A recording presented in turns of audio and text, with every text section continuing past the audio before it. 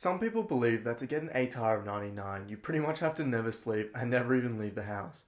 But that's not necessarily true. So today, I'm going to tell you what it took for me to score in the top 0.1% of Queensland. Hey guys, if you're new here, my name's Daniel Gibbon, and I just graduated year 12 with an ATAR of 99.90 and a UCAT of 3,160.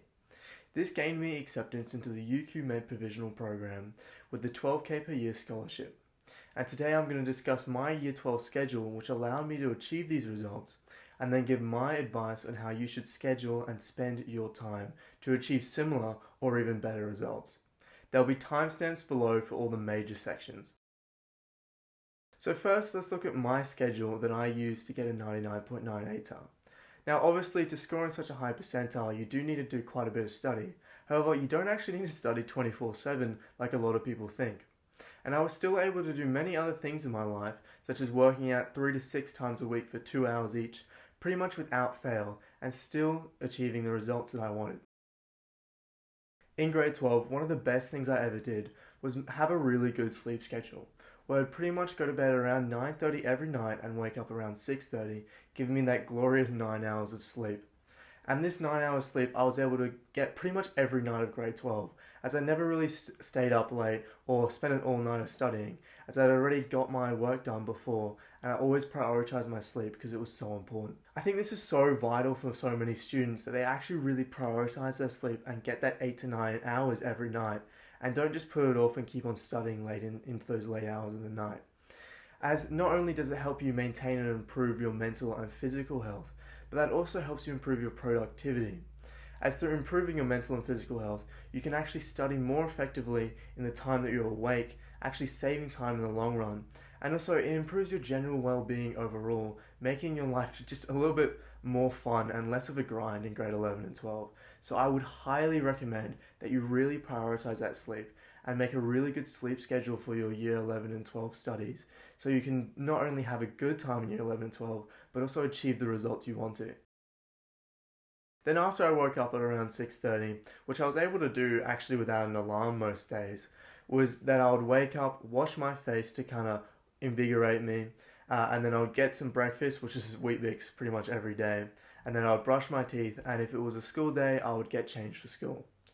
Then on a school day, I would spend the next hour from 7 a.m. to 8 a.m. studying, and depending on the time of year, this would be on different study points. In round term 2, it was mainly focused towards UCAT study. Then obviously, when it was a school day, I would go to school, probably leaving at around 8 or 7:50, around there, and then get back from school to my house around 4. After I got back from school, I would quickly change and have some food until around 4:20, and then if it was a rest day, I would then spend all my time up to 6:30 studying on whatever concepts I needed to. However, 3 times a week, usually Monday, Wednesday, and Saturday, I would spend those 2 hours after school actually doing a full body workout, which I found very relaxing. It was kind of my reset in the week. I'll then have dinner around 6:37. And then after dinner, I actually never did any study or work, and I instead kind of just relaxed. I would spend some time with my family, maybe watch some TV, and just kind of have that time as a relaxation and kind of like a reset from the day of work. And then around 9-ish, or maybe a bit before 9, I would start to undergo my evening routine. I'd have a shower, brush my teeth, and then I would also meditate at least 10 minutes before I'd go to bed at 9:30 every night, as it really just helped me kind of decompress and de-stress and help me really maintain a really good mental health throughout grade 11 and 12. So on an average school week, I only really studied outside of school around 11 hours, which it wasn't actually too bad and is quite doable for most students.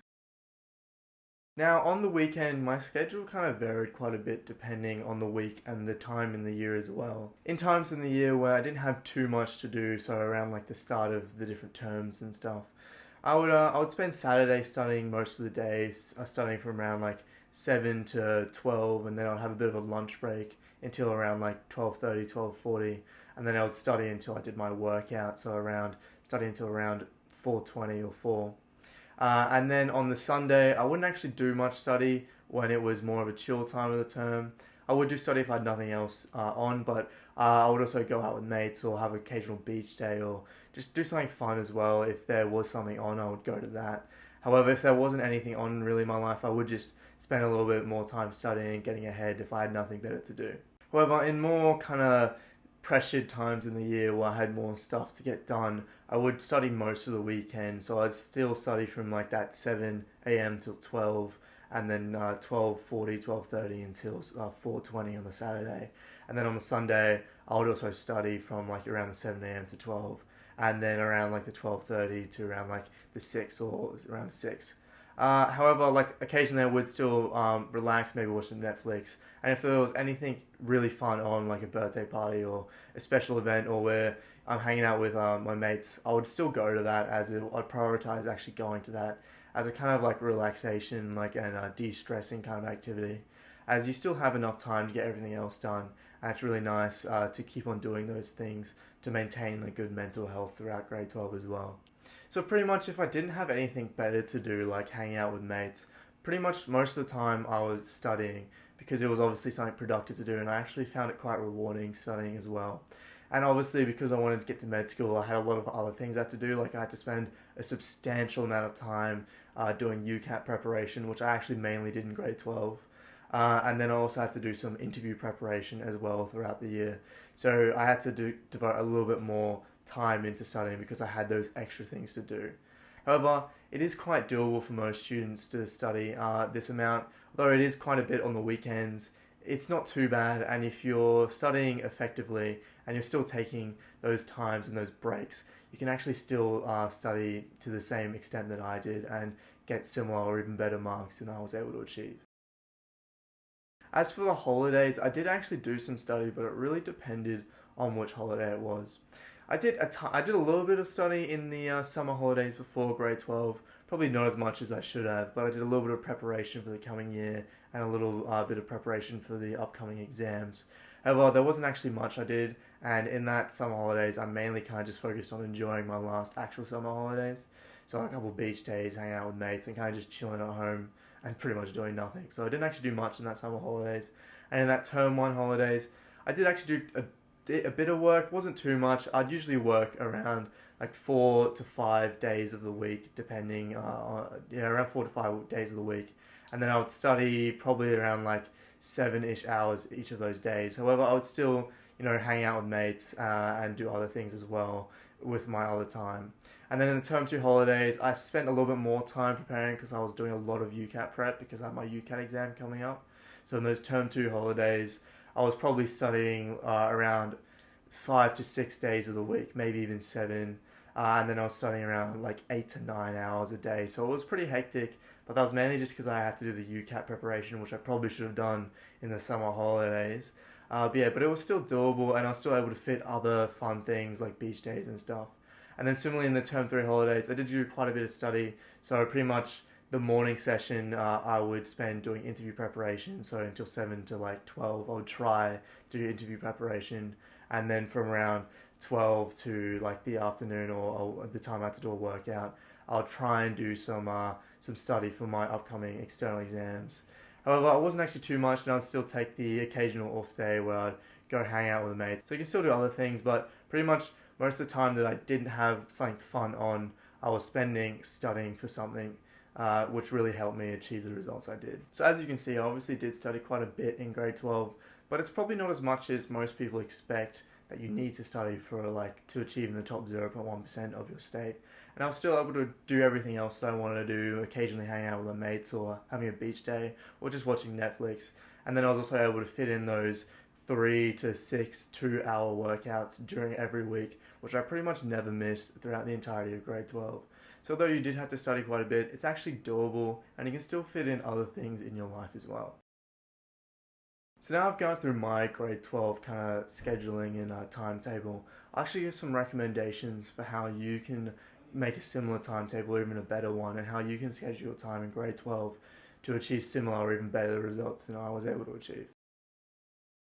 The first thing is that, as you probably noticed, my schedule was quite strict and quite repetitive. So I'll I'd get into a very good routine or sort of habit into doing all these things every day.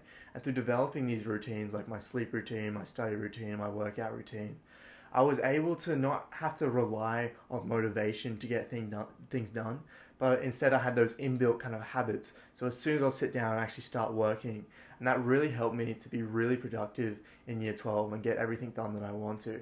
So I would highly recommend that you get into the habit of making those routines, because it can really help you in your studies and in your productivity, as you're no longer kind of motivation dependent on doing things, but instead your study and your productivity is more motivation enhanced, which is really useful and can help you get a lot more done in the time that you have. As for what kind of routines that you should make, I would highly recommend that you do that 8 to 9 hours of sleep every night, and you get a good sleep routine where you go to bed at a constant kind of time.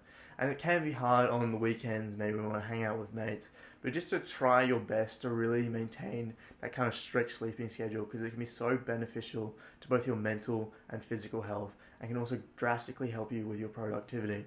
And then I would also recommend that you look into making a sort of a routine for maybe workouts or runs to try and stay fit in grade 12, because not only can it help you maintain a good mental and physical health, but it can also help you with your productivity, as it acts as that kind of relaxation, that kind of break from all that work and all that study, which can actually overall increase your productivity overall. However, the way I was able to avoid having to study 24/7 to get the marks I did is that when I studied really efficiently. So I'd remove all my distractions, and I'd go through a lot of different productivity kind of techniques that I would use, and then I would study very effectively and efficiently in the time that I studied. As in that way, I could fit more study into a small amount of time and get more things done, so that I had time for those other things like that 8 to 9 hours of sleep, and the workouts and the hanging out with mates. So I would highly recommend that you try to actually study efficiently when you do. So when you sit down, you actually start studying, and you study effectively. Don't just stare at the screen kind of blankly. And I'll be making some videos in the future to kind of help you with this as well.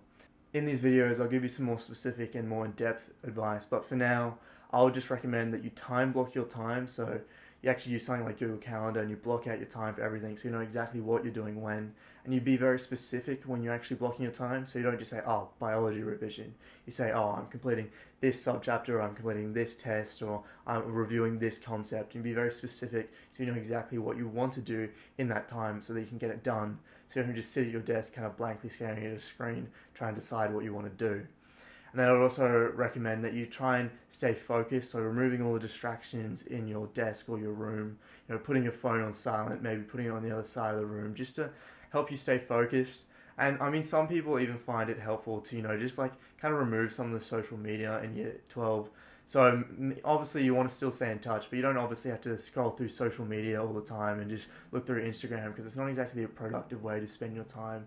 So if you wanted, you could also try and cut back on the time you spend on social media to help you stay more focused on your year 12 studies. So like I said, in the coming weeks, I'm going to be releasing another video going in depth into all the apps and tons more advice on exactly how to schedule and prioritize your time in year 12, and really unpack exactly how you should schedule and give you some more advice.